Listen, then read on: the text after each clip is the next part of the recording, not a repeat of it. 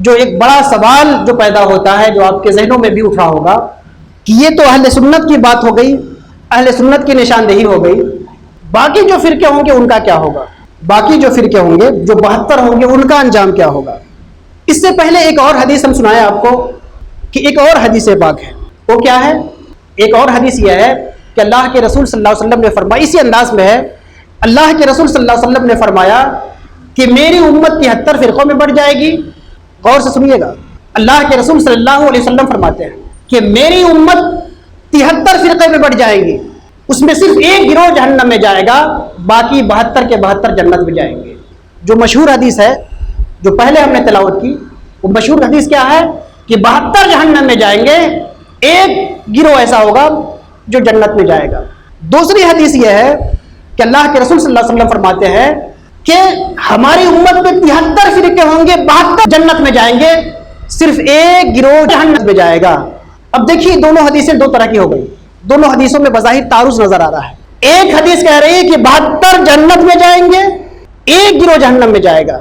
دوسری حدیث کہہ رہی ہے کہ 72 کے 72 جہنم میں جائیں گے، ایک گروہ ہوگا جو جنت میں جائے گا۔ تو بظاہر دونوں میں تعارض ہو گیا۔ جب دو حدیثیں ہمارے پاس آتی ہیں، اگر اس میں تعارض ہو جاتا ہے تو اب کیا کیا جائے؟ یہ بھی رسول اللہ کی حدیث ہے، یہ بھی رسول اللہ کی حدیث ہے، تو علماء کہتے ہیں کہ دونوں کی سند دیکھی جائے، دونوں کی روایت دیکھی جائے کہ کون کتنی مضبوط حدیث ہے۔ تو جو پہلی حدیث ہم نے بتایا کہ 72 جہنم میں جائیں گے، یہ حدیث حسن ہے، صحیح کے قریب ہے۔ بعض لوگوں نے اس کو صحیح کہا، کسی نے کہا صحیح، کسی نے کہا حسن۔ تو یہ مضبوط حدیث ہے کہ جو 72 ہیں وہ جہنم میں جائیں گے، ایک صرف جنت میں جائے گا، یہ صحیح حدیث ہے۔ دوسری جو حدیث ہے وہ ضعیف ہے، جو دوسری حدیث کیا ہے وہ ضعیف ہے، اور اس کے مطابق جو یہ کہا گیا ہے کہ 72 جنت میں جائیں گے، صرف ایک جہنم میں جائے گا، تو چونکہ وہ ضعیف حدیث ہے، تو علماء کہتے ہیں کہ چونکہ جب صحیح اور ضعیف کا ٹکراؤ ہو جائے تو صحیح پہ عمل کر لو اور ضعیف کو چھوڑ دو۔ تو ایک طریقہ کار تو یہ ہوا کہ جہاں پہ صحیح حدیث آگے اس کو مان لیں اور یہ مان لیں کہ 72 جہنم میں جائیں گے، صرف ایک جنت میں ایک گروہ جائے گا، یہی صحیح حدیث ہے، اس کو مان لیا جائے۔ ایک تطبیق یہ ہے، اس تطبیق کی بنیاد کس پہ ہے؟ سند پہ ہے نا، سند پہ۔ سند کیا ہوتی ہے؟ سند کہتے ہیں سرٹیفکیٹ کو۔ چونکہ آپ کسی کمپنی میں نوکری کرنے جاتے ہیں تو آپ کی سرٹیفکیٹ دیکھی جاتی ہے، سند دیکھی جاتی ہے، آپ LLB ہیں کہ نہیں، آپ کے پاس ڈگری ہے کہ نہیں، MBA ہے کہ نہیں، آپ ڈاکٹر ہیں کہ نہیں، سند دیکھی جاتی ہے۔ تو سند کے اعتبار سے جو مضبوط ہوتا ہے اس کو نوکری ملتی ہے، سند کے اعتبار سے جو کمزور ہوتا ہے اس کو نوکری نہیں ملتی ہے، اس کو چھوڑ دیا جاتا ہے۔ لیکن آج پرائیویٹ سیکٹر کا زمانہ ہے، لوگ سند سے زیادہ کوالٹی پہ نظر رکھتے ہیں۔ تو کچھ لوگ ایسے بھی ہوتے ہیں کہ صرف سرٹیفکیٹ نہیں دیکھتے، کوالٹی بھی دیکھتے ہیں کہ ٹھیک ہے بھائی تمہارے پاس MBBS کی ڈگری ہے، ذرا انٹرویو دو، تمہارا ہم جانچ کریں، تم LLB کر کے آئے ہو، ذرا کچھ سوال و جواب کر لیں، اور پتہ چلا کہ اتنی موٹی ڈگری لے کے پہنچے تھے، سوال و جواب ہو گیا، فیل ہو گیا، آپ کو بھگا دیا گیا۔ اور ایک شخص تھا جس کے اندر کوالٹی تھی، ڈگری کمزور تھی، لیکن پرائیویٹ کمپنیوں کو کام سے مطلب وہ آپ کو نوکری دے دیتے ہیں۔ تو جو لوگ صرف سند پہ فیصلہ کرتے، انہوں نے کہا کہ یہ 72 فرقے جو جہنم میں جائیں گے یہ صحیح ہے، اس پہ فیصلہ کر دیا جائے، 72 جہنم میں چلے جائیں گے، صرف ایک جنتی ہے۔ لیکن بعض علماء نے کہا کہ صرف سند مت دیکھیے، دونوں کو سمجھنے بھی کوشش کریے، ذرا دماغ بھی خرچ کریے۔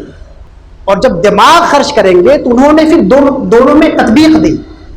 تطبیق یہ دی کہ کسی حدیث کو چھوڑنے کی ضرورت نہیں ہے، آپ اہل سنت والجماعت ساری حدیثوں پہ عمل کریے، دونوں میں تطبیق کی راہ نکال لیجیے، دونوں میں ایسا پہلو ڈھونڈ لیجیے کہ دونوں پہ عمل ہو جائے، اور دونوں پہ عمل ایسا ہوگا 72 فرقے جہنم میں جائیں گے، یہ بات بالکل صحیح ہے، بالکل صحیح ہے، لیکن ہمیشہ کے لیے صرف ایک فرقہ جہنم میں رہ جائے گا، باقی 71 فرقے باہر واپس آ جائیں گے۔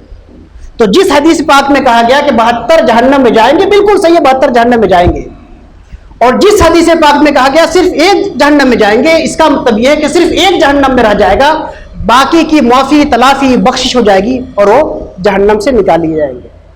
شیخ عبدالحق محدث دہلوی رحمۃ اللہ علیہ، ان کا بھی یہی موقف ہے۔ آپ فرماتے ہیں کہ جو یہ 72 فرقے ہیں، ان 72 فرقوں کو گمراہ، بدعتی، اہل ہوا اور اہل قبلہ کہتے ہیں۔ شیخ فرما رہے ہیں، شیخ عبدالحق محدث دہلوی فرما رہے ہیں کہ ان 72 فرقوں کو گمراہ، بدعتی، اہل ہوا اور اہل قبلہ کہتے ہیں، گمراہ کہتے ہیں۔ اہل قبلہ کو کافر اور خارج از اسلام نہیں قرار دینا چاہیے، शेख अब्दुल हक मुहद्दिस दहलवी फरमाते हैं कि ये 72 जो फिरके हैं जो जहन्नम में जाएंगे, ये गुमराह हैं। कुछ बदअकीदगी इनके अंदर आ गई है, उस बदअकीदगी की धुलाई के लिए इनको जहन्नम में डाला जाएगा, लेकिन इनको काफिर नहीं कहते।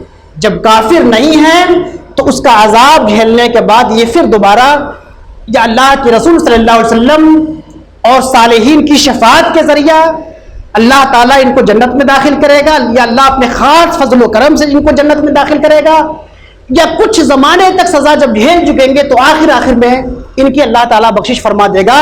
लेकिन शेख अब्दुल हक मुहद्दिस दहलवी फरमाते हैं कि इन 72 फिरकों को काफिर नहीं कहते, इनको अहले क़िबला कहते हैं, इनको गुमराह कहते हैं।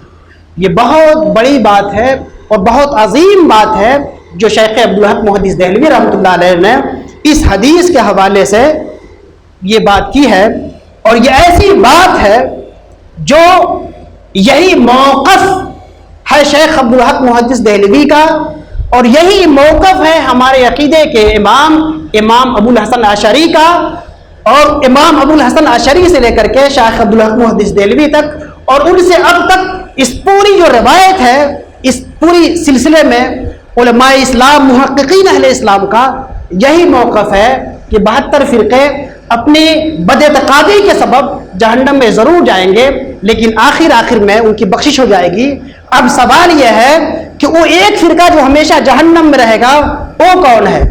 इमाम गज़ाली रहमतुल्लाह अलैह फरमाते हैं कि एक फ़िरका, फ़स्ल तफ़रीक़ा में ये बात फरमाते हैं इमाम गज़ाली कि एक फ़िरका जो हमेशा जहन्नम में रहेगा ये वो फ़िरका है जो रसूलुल्लाह सल्लल्लाहु अलैहि वसल्लम की खुल्लम खुल्ला तकज़ीब करता है, खुल्लम खुल्ला इहानत करता है, जो रसूलुल्लाह की तकज़ीब करता है, रसूलुल्लाह की तमाम बातों का इनकार करता है या किसी एक बात का वाज़ेह तौर पे इनकार करता है, ये हमेशा हमेशा जहन्नम में रहेगा।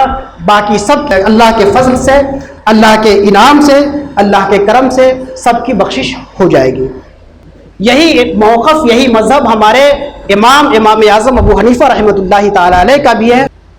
और चुनांचे उसकी वजह है यह है कि इमाम अबू हनीफ़ा रहमतुल्लाहि ताला अलैह जो अहले हवा उनके ज़माने में जो थे, खवारिज थे, अहले तशय्युअ थे, या रवाफ़िज़ थे, या दूसरे गिरोह के लोग हैं, इमाम आज़म रहमतुल्लाह अलैह ने उनकी तकफ़ीर नहीं की, उनके खिलाफ बातें की, उनको अहले क़िबला कहा, लेकिन उनको उनकी तकफ़ीर नहीं की, उनको इस्लाम के दायरे से खारिज नहीं कहा कि ये हमारे मुस्लिम भाई हैं जो मुजरिम हैं, बाज़ गलतफहमी में मुब्तला हैं, लेकिन इस्लाम का दायरा उनको समेटता है। ये अलग बात है कि ये बाज़ लग़ज़िशों में, बाज़ गुमराहियों में, बाज़ ज़लालतों में मुब्तला है।